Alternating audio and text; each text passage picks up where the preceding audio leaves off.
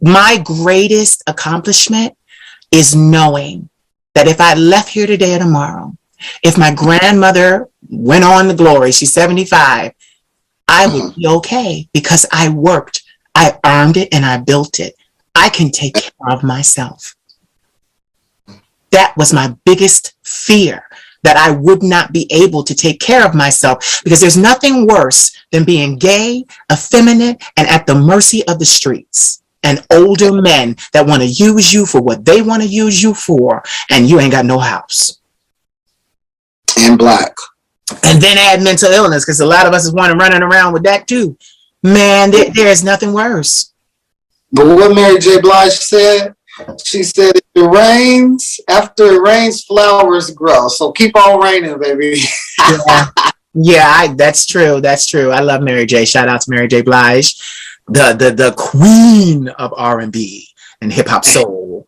Yes, but that's the thing. Like, I love what I'm hearing from you today, because what I'm hearing is a story of triumph.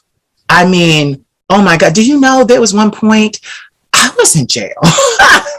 Like, I was in jail, and it was just like, and I knew I didn't want to be there, because I'm like, these men, oh God. And see, the funny part about it is, people don't know what porn stars go through behind the scenes. They say, oh my God, she does porn, blah, blah, blah, blah. I don't want to talk to him. This, that, and the other, blah, blah. But you don't know my story, baby. And you don't know what I've been through. And just because you don't do porn and I do, I look at it as that's my employment or my side hustle for now. I need that. Yeah. You know, and you don't pay my bills, and I got to survive. I'm going to survive regardless. Yeah. So if you don't like it, and you don't like my struggle and my background and what I had to do to get to where I'm going, then baby, you don't need to be in my life, because them type of people that do what they have to do is the ones you want in your life. Yep, I agree. They got more wisdom, and they can give you actually advice. Yeah, I agree. As he runs away to get more drink. But anyway, but no, he's absolutely right. You know, the ones that have been faced with the unbalance and the unrest and made it happen, those are the ones you do want in your life, because those are the ones that know. See, that's the thing. It's one thing to be a famed actress or famed singer, but it's another thing to come up the hard boot way. You were going to say something. Go ahead. I stopped because you were going to say something. So many guys out here that think it's all Hollywood, and blah blah blah. It's not. Mm-mm. And another thing, they think it's all Hollywood, one, but then they want to come into the business of entertainment, and they want the film companies to do X, Y, Z, T, 3, 1, 2, and then when their royalty check comes in or their payment, it's not as much as they expected it to be, and they're mad. And it's like, well, you expected us to do promo, make flyers, do all these things, and you expected us to do that for free? Like, too many people don't realize that in the business of entertainment, you are your own small business. You are an entrepreneur. You are responsible for a lot of things, if not all things that concern your brand. Because if you give it to them to do it, they're going to take it out of your ass, literally, to recoup what they put into you. And people don't understand the business side of this business. And, that's why I got started, because I had a lot of people, I did these. And when I first started this, people were like, oh, well, you don't have enough followers. You're only on Instagram. How you don't have followers on Facebook? You don't have followers, this, that, and the other. And I said to them, I'm like, baby, do you know I have a reputation? A reputation. People know me. And then I started interviewing actresses and all of these people and all these great stars. And people are like, oh my God, I had no idea. Yeah, because they watched me for 6.5 years. They watched me build my shit.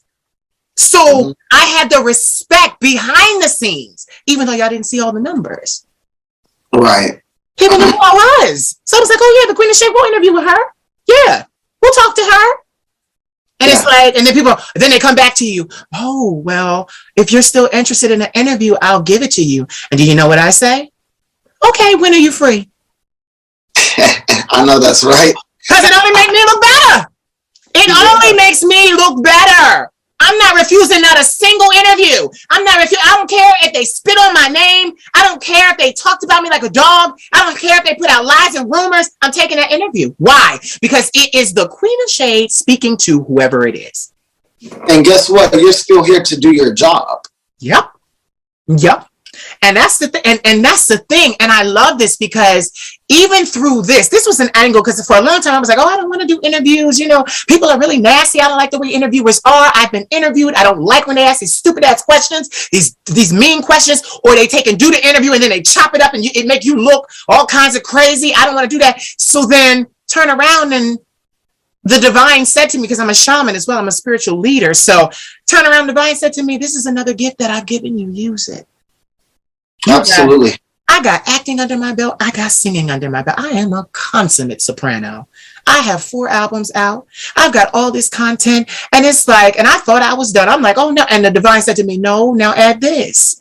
And it's just like, and every single time I add something, knockout, it's like touching gold. It's like having a golden touch, the Midas touch. And people are like, where did she come from? It's like, well, baby, I've been here because I've been pulling myself up out of the pit for a long time.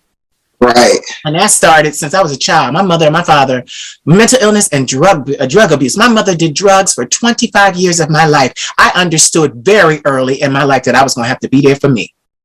Baby, I understood the assignment very early in my life as well. Yeah. Go ahead. Most of, I won't say most porn stars, but a lot of people come from a background that we have no choice but to try to go out there and figure it out. Right. And it's not, my story is not for you to judge, but you can look on it and figure out where I pulled the strength from to keep going. And that's the thing. Yeah, keep going, baby. My strength came from after I had my child. I was like, I gotta figure something out. Yeah, and you know what it is? That is so beautiful because, you know, I helped to raise 2 successful boys, my sister's children, my nephews. One lives in California. He lives there, got a place to stay, working at a restaurant. The other one just moved out of my house. They both have their own places, you know. And I said to my grandmother, we did not fail them. We didn't fail them. We showed them love and showed them. My nephews knew about this business because they was there when I was crying about this business. They was there when I was building it. They was there about, oh, I did an interview and I lost it and I don't know. Now I can't ask the person to do it again and I got to retape. And like they was there through the arguments with my grandmother because she was my business partner at one point. They was there for the arguments about money, the lack of money, the dividends. They was there for it all. And we turned out 2 successful young men that understand that their job in life is to take care of the responsibilities. And they do it. Yeah. So you said your baby is 11. What was that like? I mean, did people talk about, oh, well, he's bisexual? Because clearly you must be. You must be, you know? Yeah. Well, after I had my son, me and my son's mother, we had broke up. And something else traumatic had happened in my life. I'm not going to speak on it to where I needed to explore my sexuality.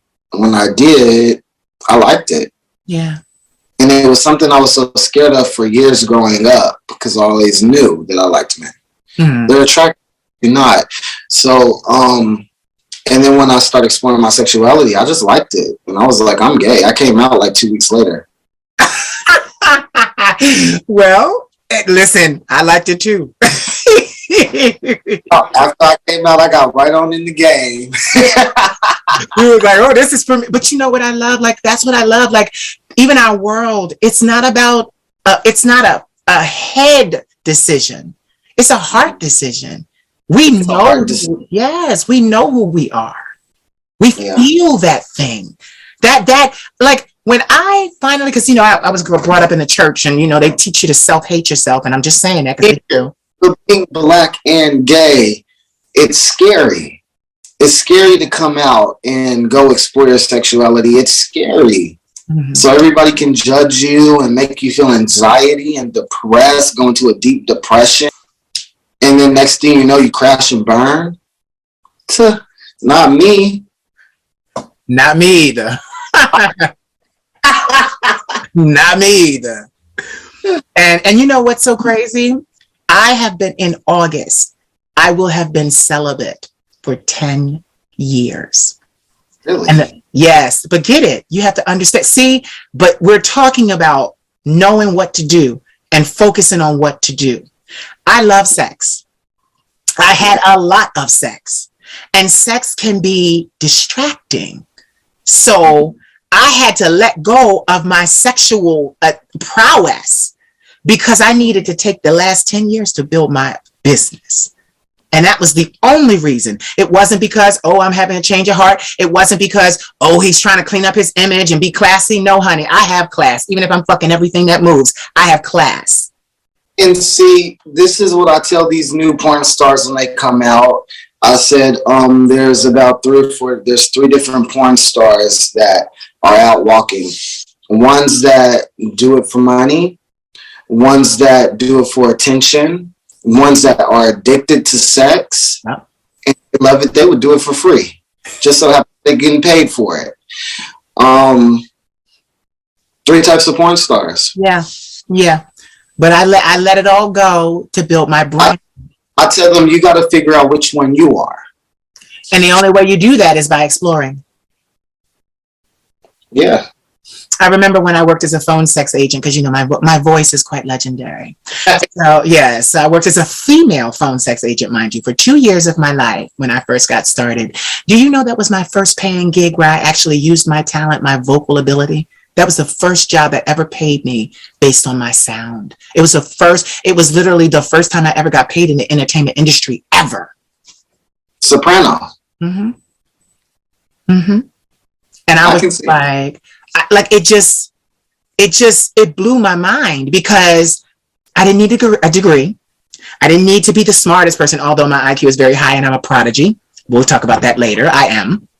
But, but those things exist. But get this, it was something it was in me, like it wasn't something I had to go out and take a test for, a skill for, go study 6 months to get a certification. It wasn't that. This thing was coming out of me every day.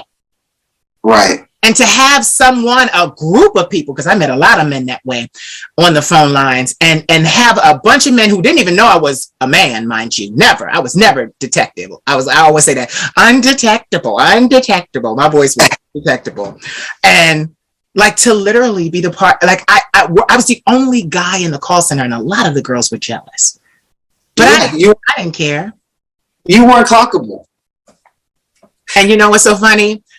To this day, I'm still not, but I don't go out that way. I don't go out like this, knockout. I don't go out like this. This is purely for work. I've had niggas tell me, and yes, I said niggas on my show. I said niggas, get over it. I've had niggas try to get me to dress up. Oh, will you wear this? Will you put on a wig? Will you put on, some high heels and some lingerie that you wear? And I'm just like, it's just not my twist. Like, honestly, if it was my twist, I would do it. If it was my twist, I would do it. But it's not my twist. It's not my twist. It's not my thing, and what I love about it is if people ask me, what do you do? Or why do you do it? I'm a young man, now 40, that understood that I had to do this to get what I wanted. You understood. Say it again. You understood the assignment. Yep. Yeah. I understood the assignment.